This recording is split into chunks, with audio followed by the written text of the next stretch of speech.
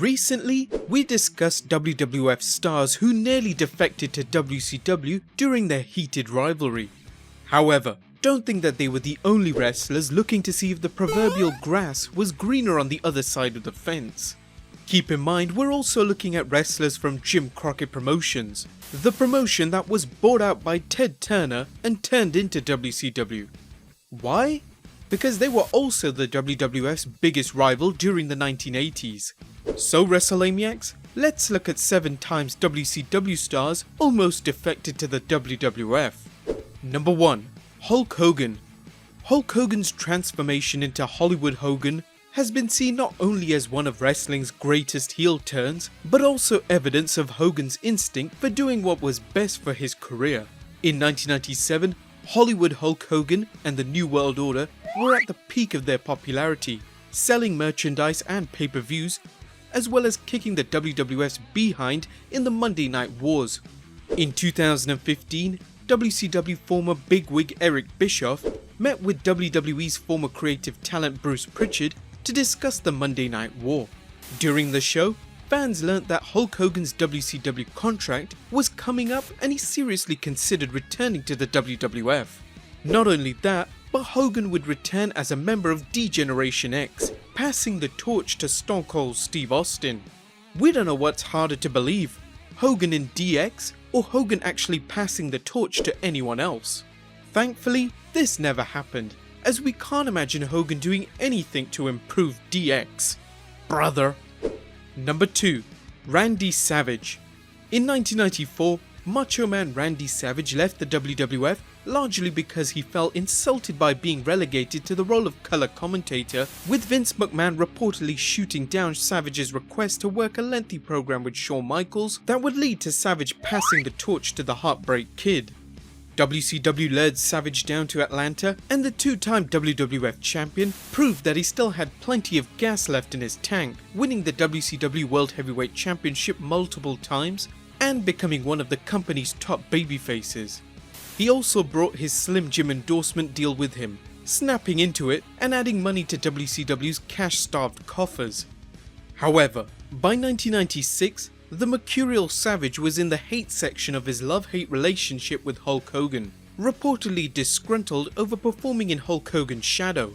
In his book Titan Sinking, James Dixon claims Savage and the WWF were in secret negotiations, as Savage's contract had just run out. With the WWF losing superstar after superstar to WCW, the addition of a main eventer such as Savage could have been a shot in the arm. However, Dixon insinuates that when Stephanie McMahon learned Savage might be returning, her reaction led to McMahon vowing that Savage would never return to the WWF.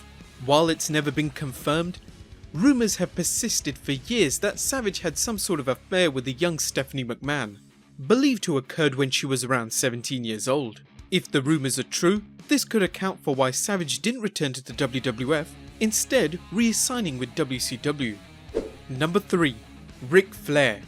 While we know Ric Flair entered the WWF as the real world's champion in 1991, the Nature Boy considered jumping ship earlier. In 1988, Jim Crockett Promotions had one foot in the grave and the other on a banana peel, with the WWF waiting to finish it off. Vince McMahon reached out to WCW's top star Ric Flair, inviting him to join the promotion. However, last summer, Flair discussed the matter, stating his reason for staying. I was on my way to work for Vince McMahon and wrestle Randy Savage at the Garden. My contract was up and Vince McMahon had been in touch with me, but I decided my best move was to remain in the NWA because I was so attached to my friends in the Four Horsemen. I thanked McMahon for the offer. I just couldn't get myself to leave. I was too attached to my friends down there and too loyal to the NWA.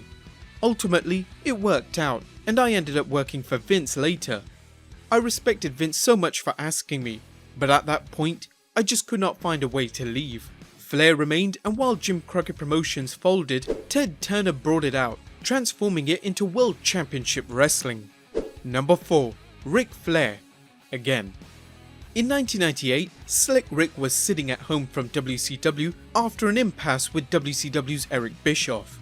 According to the man himself, the 16-time world champion almost appeared on WWF television during the height of the Monday Night War. During an appearance on Jim Cornette's podcast, Flair recalled what almost happened. What they were going to do, and it was Jim's idea, went to Vince. I was going to come and sit down and bring my son Reed, who had just won the AAU Nationals.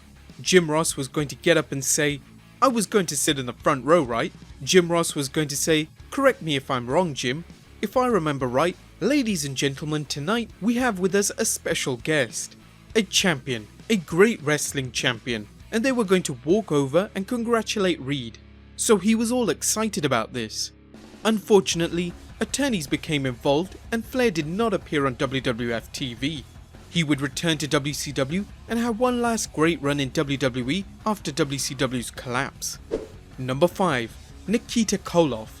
Over the years, there have been rumours about Nikita Koloff jumping to the WWF, with some accounts stating Koloff had a casual conversation with Vince McMahon, to others stating the WWF Kingpin had serious plans for the Russian Nightmare.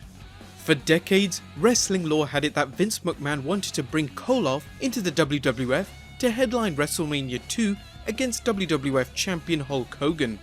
Nikita's success as a monster heel could have made for an epic clash of East versus West, with Koloff representing the USSR and Hulk Hogan defending the USA in a Cold War classic. However, in a 2013 interview, Nikita Koloff cleared the air, stating, certainly, the Russian wrestler against Hulk Hogan would have been a pretty good draw, without a doubt. But the only time I really considered the WWF, as it was known those days, was when Barry Darsow, who was known as Crusher Khrushchev with us, was leaving the NWA to go up there. He originally wanted me to be a part of Demolition with him. I just really didn't have an interest in doing that. I worked very hard on the Nikita Koloff character as well, as I just felt a real sense of loyalty to Jim Crockett for giving me my break. The WWF wasn't the only missed opportunity for Nikita. In a 2015 interview, the Minnesota native, who had his name legally changed to Nikita Koloff, revealed he was on a short list of actors to play Ivan Drago in the iconic Cold War boxing film Rocky IV. As Nikita Koloff, things looked good until the director did a test scene with lead actor Sylvester Stallone, aka Rocky, and Koloff. Sly in real life is in great shape, but he's about 160 pounds and 5'6" dripping wet with rocks in his pocket legitimately. He is a small guy. A lot of actors are. Keep in mind, I fly out there and I'm 285 pounds with a 34-inch waist and 8% body fat. So when we do that scene and we turn towards each other, the way the lighting was in the studio when he yells out cut, the director says, well, it was pretty good until you turned towards each other and he casts a shadow on you and we lost you. I'm not the brightest guy in the world, but when I knew this almost immediately, that wasn't good for his ego or my opportunity. While Nikita had a good run in Jim Crockett Promotions, we can't help but wonder what a Nikita vs Hogan program might have been like. Number 6. The Great Muta. Keiji Muta is a legend in Japan, and although his appearances in the United States were far too few for our liking, he's fondly remembered by anyone who saw him during his run in WCW. There, Muta worked as a member of manager Gary Hart's J-Tex Corporation, feuding with Sting over WCW's World Television title. Muta returned to WCW throughout the 90s and participated in NWO Japan. Legend has it, the WWF was interested in Muta during his initial run in WCW, but nothing came of it. However, we do know that Muta himself was interested in joining the WWF during the Monday Night War, reportedly frustrated over the bad booking he was receiving in WCW. Muta couldn't sign with the WWF, however, due to a no-compete clause, and instead focused on his career in Japan. This was a shame because Muta's exotic look, mastery of psychology, and superb ring work could have made him stand out even when the WWF was full of colourful characters. And number 7. Gorgeous Jimmy Garvin. Jimmy Garvin worked hard to get over in wrestling, beginning as a manager in the late 1960s before making the jump into the ring as a cocky heel who hid behind his valet and used every underhanded trick in the book to steal a win. His in-ring career came into its own in world-class championship wrestling, where he feuded with the Von Erich family, including a program with David Von Erich where Garvin and valet Sunshine were forced to become David's servants. His feud with gentleman Chris Adams was turned into mixed tag matches when he dumped Sunshine for for new valet Precious and Sunshine joined Adams.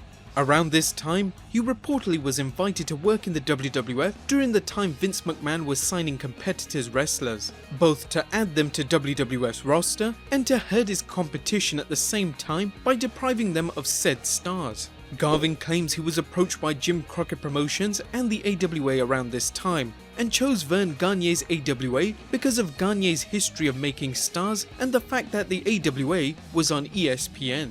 There, he joined Mr. Electricity Steven Regal, defeating the Road Warriors for the AWA World Tag Team Championship. His estimation of the AWA proved wrong, as the company was losing its war with the WWF, and Garvin joined Jim Crockett Promotions in 1986, feuding with the area's heels before turning babyface and feuding with the Nature Boy Ric Flair. Garvin later joined Michael Hayes as a member of the Fabulous Freebirds. In 1992, Garvin considered a run in the WWF, but in a 2016 interview, he recalled his trepidation at joining WWF given its track record of booking WCW stars poorly. This and Vince McMahon telling Garvin he would have to try out wasn't well received, as Garvin felt his 23 years of experience spoke for itself. When Vinnie Mac asked Garvin to change his last name, that was the proverbial last straw, and Garvin decided the WWF just wasn't for him. Well guys, there you have it. 7 times WCW wrestlers almost defected to the WWF. Were there any we missed out? Let us know in the comments down below. Subscribe if you haven't already, and I'll see you next time with some more wrestling content.